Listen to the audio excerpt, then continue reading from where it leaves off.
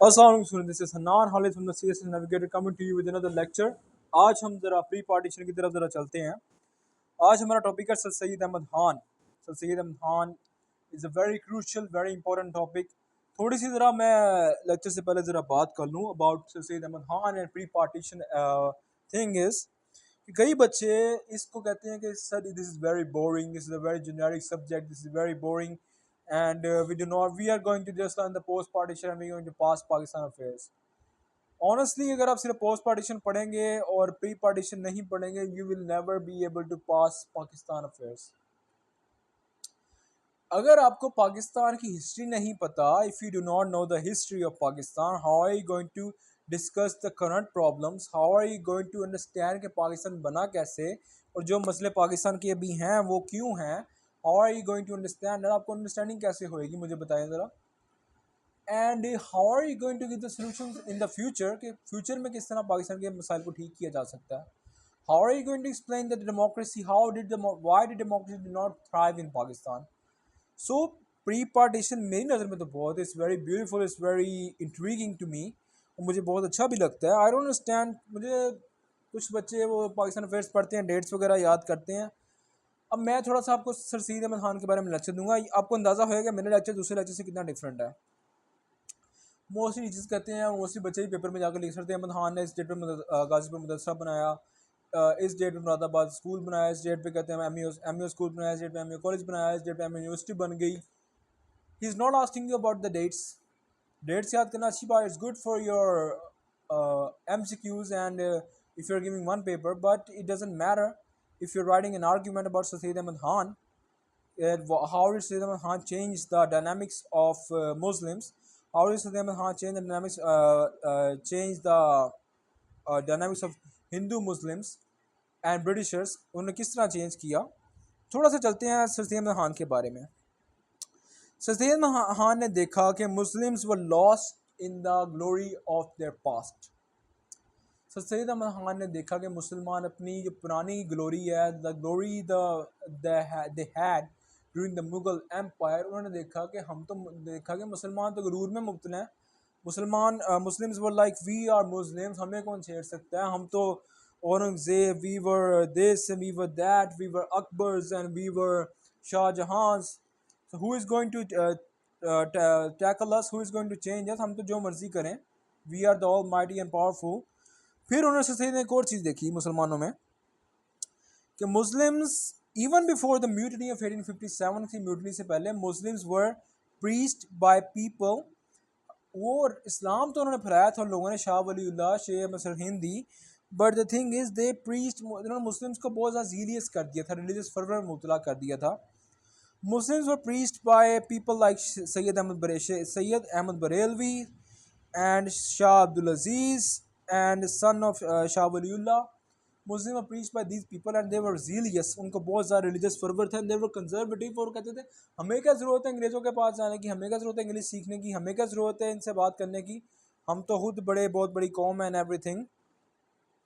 तो वहाँ पे ज़रा मसला स्टार्ट हुआ। फिर से सैयद ने देखा कि अब ये बात पेपर में ज़रूर लिखिएगा, Syed had to change people of these mindset, the ones that were conservatives and ones that were literally zealous and religious extremist people had to change the mindset of people such as these। उन्होंने इन लोगों के mindset को change किया to embrace English and science. इन लोगों को science और English की तरफ लेके आया कि भाई रैशनलिज्म भी सीखो, इंग्लिश भी सीखो, otherwise you are going to get dominated by the Hindus. फिर उन्होंने पॉइंट दिया एक बड़ा ज़बरदस्त मुसलमानों को कि क्यों आपको इंग्लिश और साइंस सीखनी चाहिए। तो उन्होंने बताया कि जिस तरह ज्यूज़ और Christians defend their religion using English and science and rationalism, why not Muslims do it to.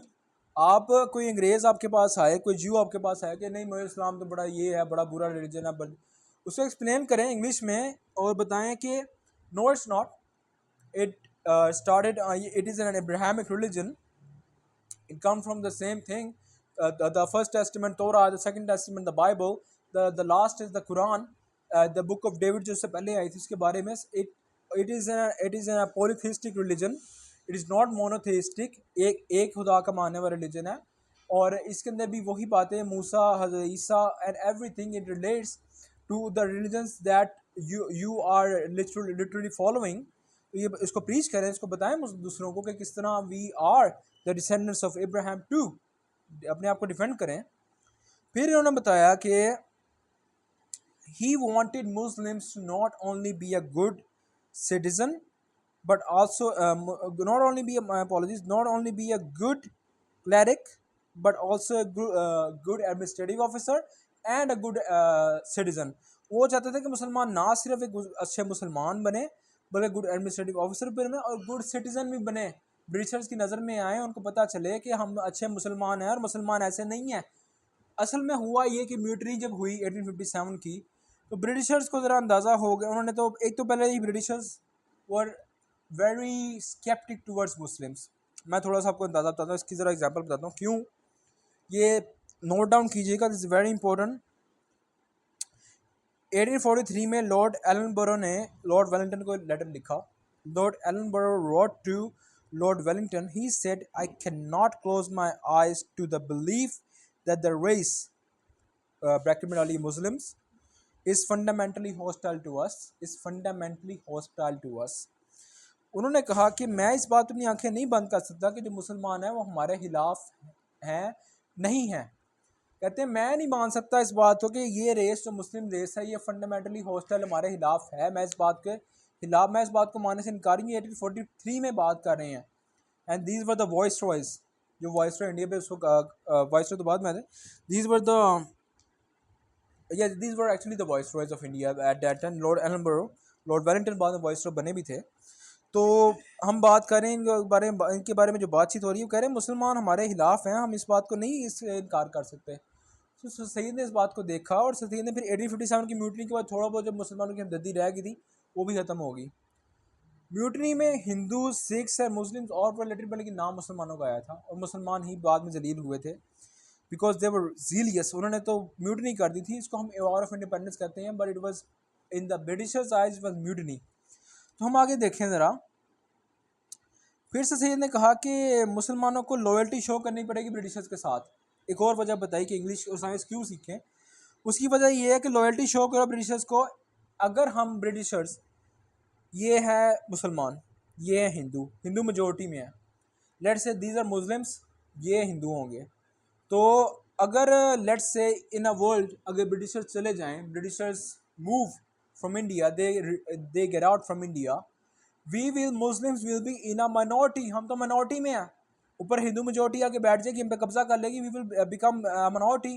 And उन्होंने बताया कि अगर हमारे पास रिलीजियस फ्रीडम है, we if we are enjoying peace, in short, if Muslims wanted peace and religious freedom in Hindu majority India, it can only be ensured by the Britishers ही ऐसा कर सकते हैं, अदरवाइज ऐसा पॉसिबल नहीं होगा। फिर उन्होंने मुसलमानों को थोड़ा और समझाया कि मुसलमान काफ़ी ज़्यादा जीनियस इस तरह कंजर्वेटिव हो गए थे इस रिलीजन में। उन्होंने बताया कि Sultan Abdul Hamid from the Ottoman empire is just a king, he is not a खलीफा। खिलाफत ख़त्म हो गई थी। खिलाफत जो थी वह सहाबा कराम जो दूसरे वसल्लम के साथ थे उसके बाद ख़त्म हो गई। बादशाह एम्पायर, उमैय्यद एम्पायर और द एम्पायर जो बाद में थी वो खिलाफत नहीं थी। That was not the actual खिलाफत, दे वर किंग्स। फिर उन्होंने समझाया कि जो ऑटोमन एम्पायर अभी बनी है, the Sultan Abdul Hamid is just a king, he is not a खलीफा। खिलाफत ख़त्म हो गई है, खिलाफत बहुत देर पहले ही ख़त्म हो गई हुई है। उन्होंने समझाया इस बात को। फिर उन्होंने समझाया कि मुसलमानों को रैशनलिज्म सीखनी चाहिए ताकि अपने रिलीजन को डिफेंड करें यार। तो not only understand science, understand rational, be rational, not only be a good Muslim but also be rational. फिर उन्होंने सर सैयद ने try to connect, Sir Syed ने रैशनलिज्म और इस्लाम को कनेक्ट करने की कोशिश की। Besides that, Sir Syed was impressed by the Western nationalism and the doctrine of rationalism। उन्होंने इसको देखा कि रैशनलिज्म जो है, अगर रैशनल होकर बंदा बात करे तो अपनी बात बंदा आगे पहुंचा सकता है। इस वजह से the loyal Mohammedans of India was, जो उन्होंने मूवमेंट स्टार्ट की, वाज वेरी सक्सेसफुल। उन्होंने रैशनल होकर अंग्रेज़ों से बात की। उन्होंने बताया कि हमें आपकी ज़रूरत है, हम आपके साथ लॉयल हैं। तो इस वजह से ही ये बात चली थी। He was trying to be rational, and he was trying to be rational and being and a good Muslim। Sir Syed was trying to be a rational, he were also trying to be a good Muslim, ये बात याद रखिएगा। Anglo Oriental college was the moving vehicle of Muslim education, ये बात ज़रूर याद रखिएगा। Many people of in the Muslim League were found in 1906। Many people in the Muslim League were actually students of MEO college. University बनने से पहले सैयद का इंतकाल हो गया था, बट एमईओ कॉलेज से जो कई बच्चे आए थे, कई जो एमईओ कॉलेज का बहुत बड़ा किरदार है in the formation of Pakistan, in Muslim League बहुत बड़ा किरदार है। सर सैयद ने two nation theory basically start की थी। You need to know this things कि सर सैयद ने ही टू नेशन थ्योरी स्टार्ट की थी। अब थोड़ा सर सैयद की ज़रा मेंटालिटी की तरफ आते हैं। Sir Syed eight the start, sir Syed eight the start was a nationalist. वो स्टार्ट पे नेशनलिस्ट थे और सब कॉन्टिनेंट में चाहते थे कि हिंदू मुसलमान इकट्ठे मिलकर काम करें और इकट्ठे मिलके कहते हैं सब कुछ चलाएं। सर सैयद की ज़रा पर्सनल थोड़ी सी बात हो जाए ना ज़रा, कि किस तरह माइंड सेट बदला। Quaid Azam was also nationalist at the start. वो कायद आज़म के लेक्चर में बात की थी मैंने, और मैं करूँगा भी अगर नेक्स्ट टाइम कोई लेक्चर इसके बारे में हुआ तो। Sir Syed was a nationalist, तो ज़रा इसके बारे में बात करते हैं। How Sir Syed was a nationalist. एक वक्त था Sir Syed saw India as a bride and Muslims and Hindus as eyes. Sir Syed saw was, Sir Syed anti Hindu नहीं थे, वो तो हिंदूज को साथ में लाना चाहते थे। वो तो चाहते थे कि हिंदू मुसलमान इकट्ठे मिलके चलें। He use to call India a bride, India एक दुल्हन है, और Hindus and Muslims are its beautiful two beautiful eyes. ये लिखिएगा, बहुत इंपॉर्टेंट बातें हैं, ये चीज़ें आपको बहुत रिसर्च करने के बाद मिलती हैं चीज़ें। He was even giving willing to give up cow slaughtering. सरदीन ने ये भी कहा था कि हम गाय की कुर्बानी को भी हम कहते हैं गिव अप कर देते हैं, हमारे साथ मिल जाए। लेकिन हिंदू वॉज ऑल्सो ज़ीलियस, वो कभी भी मुसलमानों के साथ काम नहीं कर सकते थे, नेवर। इसी वजह से टू नेशन थ्योरी बनी, इसी वजह से पाकिस्तान बना था। तो सर सैयद ने फिर देखा, जब उर्दू हिंदी कॉन्फ्लिक्ट हुआ, वहाँ पे उन्होंने अंदाज़ा किया कि ये कौम तो इकट्ठी चल ही नहीं सकती, नो वे। जो कौम एक हिंदूज एक ज़ुबान के ऊपर, हमारी उर्दू के ऊपर इतनी लड़ाई कर सकते हैं, बंदे मातरम निकाल सकते हैं। बंदे मातरम वॉज सेंचुरी रेसिस्ट, और वहाँ से निकला था इट देयर सेइंग कि बंदे मातरम के जो हमारी गाँव, हमारी माता जो है वो हमारा हिंदू, ये जो हमारी है सब कॉन्टिनेंट हमारा है, तो अपनी माता कह रहे हैं they saying slaughtering of the mother cow and everything. उन्होंने अपना एक रिलीजियस फर्वर निकाला था, it was racist against Muslims, Bande Mataram was racist against Muslims.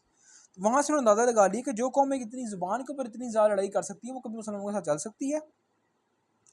फिर उन्होंने मुसलमानों को कहा कि आपको अंग्रेज़ों के साथ लाइन होना पड़ेगा, you have to get a line with the Britishers, otherwise you going to get destroyed, learn English, learn science. फिर उन्होंने बताया कि अपने मुसलमानों को कहा कि do not join the Indian National Congress, it is Indian National Congress से दूर रहें, because it is political party of the Hindus and Hindus only. वो सिर्फ हिंदूज को सपोर्ट करने के लिए बनाई गई है।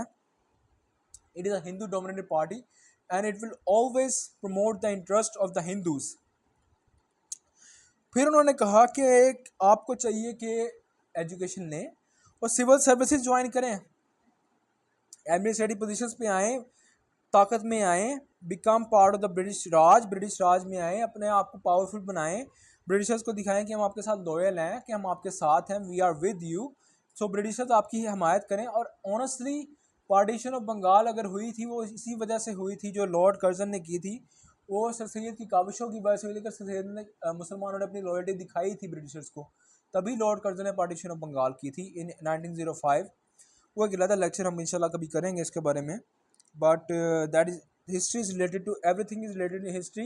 एक चीज़ दूसरी चीज़ से रिलेटेड होती है, जैसे एक तस्बीह के दाने एक चीज़ दूसरी चीज़ के साथ चल रहे हैं, एक तरह से चीज़ चल रही है। It is a formation, if you follow the graph you will understand history very easily. अगर आप एक ग्राफ के तौर पे हिस्ट्री को बना के देखें, आपको बड़े आसान से समझ आ जाएगी इसने क्या किया, फिर नामा इकबाल ने क्या किया, वो सर आगा खान ने क्या किया, what happened Lucknow Pact, everything if you take it according to the line you will understand history very easily. फिर से सैयद ने कहा, सर सैयद ने मुसलमानों की मेंटालिटी चेंज की। ही ट्राई टू, ये चीज़ें लिखी है, he try to marry reason with religion. उन्होंने कोशिश की कि रीज़न और रिलीजन को इकट्ठा करके एक चीज़ बनाई जाए, ताकि मुसलमान अपने रिलीजन को डिफेंड करें through using logic and religion, ताकि अपने दीन को डिफेंड कर पाएँ, not only defend it and become good Muslims. फिर उन्होंने एक और की चीज़ की, जो सर सैयद की बात थी वहाँ उर्दू हिंदी कॉन्फ्लिक्ट के बाद two nation theory Sir Syed ने निकाली थी ऑनेस्टली। और अगर मैं आपको ऑनेस्टली एक बात बताऊँ, if there was no Sir Syed there would have been no Pakistan. क्योंकि ना तो एंग्लो ओरिएंटल कॉलेज बनता, ना तो वो बनती मुस्लिम लीग बनती, ना तो कहते कायदे नाम से लोग आ गए थे, ना तो सरागा खान जैसे लोग आ गए थे, ना तो ये people who made Muslim league आगे आती। Otherwise, there would have been no Pakistan. Sir Sayyid plays a pivotal role in the formation of Pakistan because the two nation theory उन्होंने दी थी, वही two nation theory Lama Iqbal ने कहते हैं उसको use किया था at Allahabad address, जो उन्होंने कहा था I would like to see the NWF Balochistan and Punjab amalgamated into one nation। ये बात उन्होंने की थी, ये 1940 का एड्रेस हुआ था, ये वहीं से निकली थी जो सर सैयद अहमद खान ने कहते हैं जो बात स्टार्ट की थी। और सर सैयद का एक थोड़ा सा वाक़या बताता हूँ आपको। सर सैयद वॉज लेबल्ड काफिर and anti-Muslim. He was labeled as the agent of the Britishers by many mullahs and maulanas at that time। तो इसी बात को लेकर थोड़ा सा मैं ज़रा आर्ग्यूमेंट बताना चाह रहा हूँ कि एक उनका स्टूडेंट था ऑफ डिफरेंट, आई थिंक किसी मौलाना का कोई था, कोई student, he was a radical, he was extremist. वो चाकू लेके अपनी जेब में छुपा के सर सैयद के कॉलेज चला गया। मैं उर्दू में बता रहा हूँ ताकि ज़रा बच्चों को आसानी से समझ आ जाए। वहाँ जाके बैठा तो उसने देखा कि एक वाइट दाढ़ी, a person sitting, he has a white beard and has a cap over him, he looks very religious. Sir Syed की इमेज उसको अंदाजा नहीं था सर सैयद इतने रिलीजियस होंगे। सर सैयद ने उनको बिठाया, पानी को नहीं पिलाया। तो उस बंदे ने फिर अपनी बात शुरू की कि I have been led to think कि वाक़या मिराज के बारे में आपने कोई गलत बात की है। अब वाक़या मिराज के बारे में सर सैयद ने कोई गलत बात नहीं की थी। उन्होंने कहा था कि वाक़या मिराज is a miracle, miracle cannot be explain by science. एक जो करिश्मा है जो अल्लाह ताला ने एक मौजज़ा किया है, उसको साइंस से एक्सप्लेन आप कैसे करेंगे? आप कर ही नहीं सकते, इट इज़ नॉट पॉसिबल। ये बात थी उनकी। तो उन्होंने अपने स्टूडेंट को बुलाया वहाँ पे, एक अपने सर सैयद ने अपने स्टूडेंट को बुलाया और कहा कि मेरी जो बुक है देखो मैंने मिराज के बारे में क्या कहा। स्टूडेंट उनका बहुत साइंटिफिक स्टूडेंट था, उसने कहा कि मैं तो मिराज को मानता नहीं हूँ क्योंकि ये साइंस से प्रूव नहीं हो रहा। सर सैयद ने उसे डांटा उस बंदे के सामने और कहा कि मिराज का वाक़या इट्स अ मिरेकल, मिरेकल को साइंस से प्रूव कर भी नहीं सकते। If you try to prove it, you will not be able to prove it. तो वो बच्चा फिर थोड़ा ज़रा डाउन हुआ, उसने कहा चले सर आप, you are my head, you are my dean of my college, my apologies, मैं अपॉलॉजीज़ करता हूँ। उन्होंने कहा साइंस पढ़ो, इसका ये मतलब नहीं कि आप रिलीजन को भूल जाओ। तो वहाँ पे जो दूसरा बंदा बैठा जो रेडिकल था, वो बहुत इंस्पायर हुआ। उसने कहा मुझे तो आपके बारे में ये कहा गया था कि आप तो मुसलमानों के बड़े खिलाफ हैं, आप तो काफिर हैं, आप तो you are very anti Muslim and you are agent of the Britishers. उन्होंने कहा कि ये बातें जो कर रहे हैं जो लोग करने दो, मैं उनके बारे में क्या कर सकता हूँ, मैं उनके बारे में क्या कहता हूँ, लेकिन मैंने तो अपना पॉइंट ऑफ व्यू बयान किया कि it is a miracle, it cannot be explain by science, even if you try to explain by science आप नहीं कर सकते। वो बंदा, उसने वो जमात छोड़ी, जैसे रेडिकल जमात थी, वो छोड़ के सर का स्टूडेंट मर के एम ए कॉलेज में कहते हैं वो उसने दाखिला लिया और एम ए कॉलेज में पढ़ना स्टार्ट कर दिया। सर सैयद की तालीम, सर सैयद की साइंस और रैशनलिज्म के बगैर Muslims would have never been able to become what they are, what they were in the 1900s। Muslims would never been have to able, मुस्लिम वही रेडिकल्स होना था, कोई और म्यूटनी कर बैठना था। मुसलमानों ने, अंग्रेज़ों ने हिंदुओं के साथ मिल के बिल्कुल क्रश कर देना था मुस्लिम्स को। We would never have had Pakistan, Pakistan के बारे में सोच भी नहीं सकते। यस आप पेपर के अंदर बच्चे लिखाते हैं मुरादाबाद यूनिवर्सिटी स्टेट पे बनी, मुरादाबाद स्कूल स्टेट पे बना, गाजीपुर मदरसा स्टेट पे बना, एमईओ स्कूल स्टेट पे बना, एमईओ कॉलेज स्टेट पे बना। सर सैयद ने पढ़ाई के लिए बहुत कुछ किया। This is not matric, this is not FSc, this is not BA, this is CSS. It matters. आपको आर्ग्यूमेंट देना आना चाहिए, आर्ग्यूमेंट ही बताए हैं मैंने आपको, पेपर में ये चीज़ें लिखी हैं आपके, क्यों नहीं इंशाल्लाह। द थिंग इज़ 20 में से अगर आप अपने जेनेरिक बातें कर देंगे ना कि या सर सैयद ने ये किया वो किया, 4 मार्क्स मिल जाएंगे, 3 मार्क्स मिल जाएंगे। मैंने ऐसे बच्चे भी देखेंगे जिनको 10-11 मार्क्स करके पाकिस्तान फेज में फेल किया गया because they write generic things that they learn matric. ये वाली बातें लिखें, इंशाल्लाह आपको 12 या 13 मार्क्स ज़रूर मिलेंगे।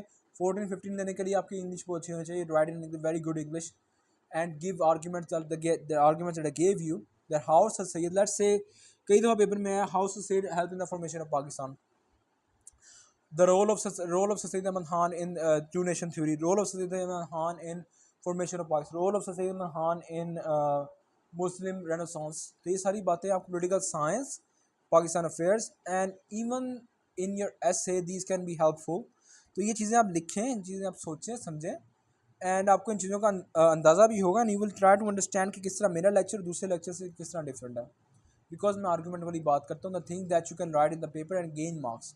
और ये सारी बातें कि एक जगह से नहीं ये हासिल की गई, ये Harid bin Saeed, doctor Abdul Sattar and Ali Halodi and different Ayesha Jalal, different places, different, these are my own notes, बड़ी मेहनत से बनाए गए and these are very very what's called, बड़ी बड़ी हार्ड वर्क का काम है। तो ये आपको एक बुक से भी नहीं मिलेंगे। तो मैंने को मैलकमेट करके काफ़ी बुक्स को इकट्ठा करके आपको ये नोट्स, ये मसजिद का लेक्चर दिया है। सो होपफुली आपको अच्छा लगा होगा एंड आप इस पर कमेंट, लाइक कमेंट करिएगा and give me your feedback, अपना फीडबैक और क्वेश्चन ज़रूर लिखिएगा। Hanan Khalid signing off from CS navigator. अल्लाह हाफिज़।